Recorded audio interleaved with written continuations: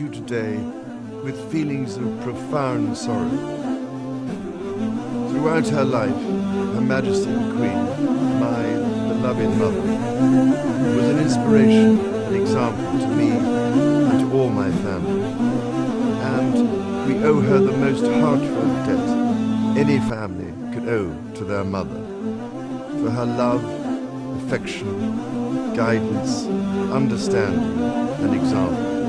Queen Elizabeth was a life well lived, a promise with destiny kept, and she is mourned most deeply in her passing.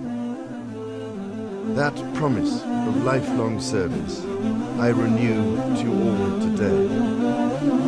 Alongside the personal grief that all my family are feeling, we also share with so many of them in the United Kingdom, in all the countries where the Queen was head of state, in the Commonwealth and across the world, a deep sense of gratitude for the more than 70 years in which my mother, as Queen, served the people of so many nations. In 1947, on her 21st birthday, she pledged in a broadcast from Cape Town to the Commonwealth to devote her life, whether it be short or long, to the service of her people. That was more than a promise. It was a profound personal commitment which defined her whole life. She made sacrifices for duty. Her dedication and devotion to the sovereign never wavered. Through times of change and progress, through times of joy and celebration, and through times of sadness and loss. In her life of service, we saw that abiding love and tradition, together with that fearless embrace of progress, which makes us great as nations. The affection, admiration and respect she inspired became the hallmark of her reign. And as every member of my family can testify, she combined these qualities with warmth, humor, and an unerring ability always to see the best in people. I pay tribute to my mother's memory, and I honor her life of service. I know that her death brings great sadness to so many of them, and I share that sense of loss beyond measure with you all. When the Queen came to the throne, Britain and the world were still coping with the privations and aftermath of the Second World War, and still living by the conventions of earlier times. In the course of the last 70 years, we have seen our society become one of many cultures and many faiths. The institutions of the state have changed in turn. But through all changes and challenges, our nation and the wider family of realms, of whose talents, traditions, and achievements I am so inexpressibly proud, have prospered and flourished. Our values have remained and must remain constant. The role and the duties of monarchy also remain, as does the sovereign's particular relationship and responsibility towards the Church of England, the church in which my own faith is so deeply rooted. In that faith and the values it inspires, I have been brought up to cherish a sense of duty to others, and to hold in the greatest respect the precious traditions, freedoms, and responsibilities of our unique history and our system of parliamentary government. As the Queen herself did with such unswerving devotion, I too now solemnly pledge myself, throughout the remaining time God grants me, to uphold the constitutional principles at the heart of our nation. And wherever you may live in the United Kingdom, or in the realms and territories across the world, and whatever may be your background or beliefs, I shall endeavor to serve you with loyalty, respect, and love, as I have throughout my life.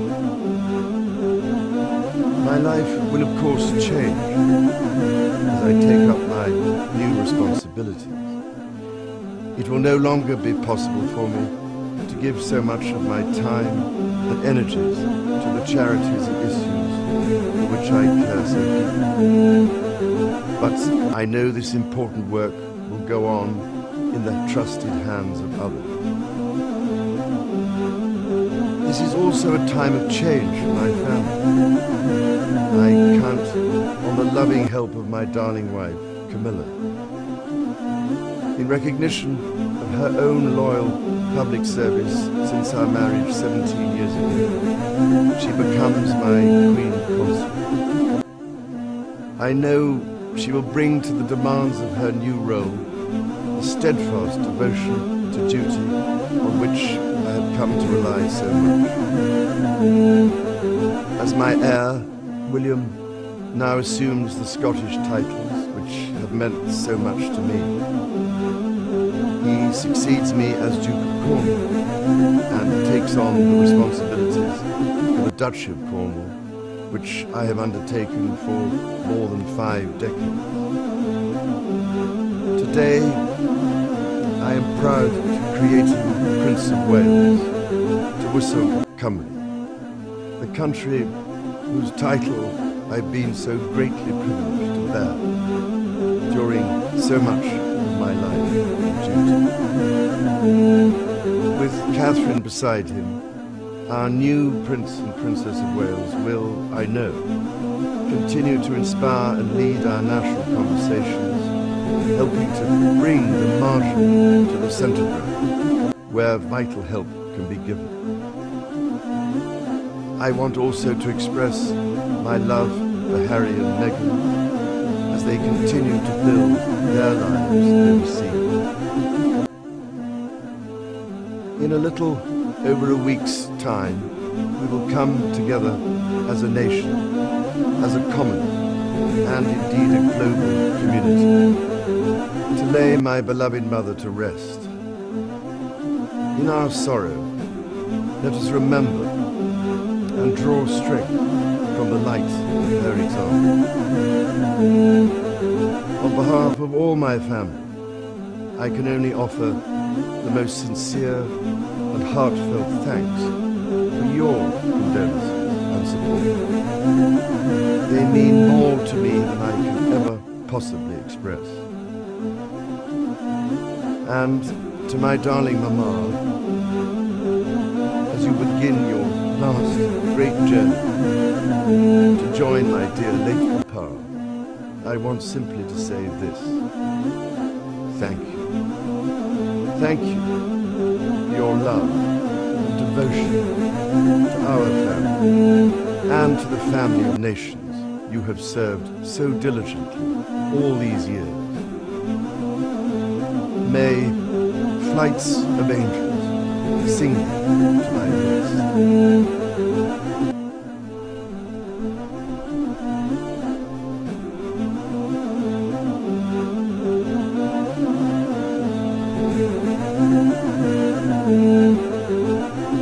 لكن إذا كنت مسلم لا تنسى اللايك لنعرف عدد المسلمين في هذا المقطع، ولا تنسى الاشتراك في القناة ومشاركة الفيديو حتى يستفيد الجميع. إذا كنت مسلما ادعمنا بالإعجاب لنعرف عدد المسلمين في هذا المقطع، ولا تنسى أن تصلي على النبي محمد صلى الله عليه وسلم. شكرا لكم على المتابعة. إذا أتممت هذا الفيديو فصل على محمد وعلى آل محمد صلى الله عليه وسلم، ولا تنسى دعم القناة بزر لايك والاشتراك في القناة لكي يصلك كل جديد. إذا كنت مسلما ادعمنا بالإعجاب لمعرفة عدد المسلمين في هذا الفيديو، ولا تنسى الصلاة على النبي في كومنت. لكن إذا كنت مسلم لا تنسى اللايك لنعرف عدد المسلمين في هذا المقطع، ولا تنسى الاشتراك في القناة ومشاركة الفيديو حتى يستفيد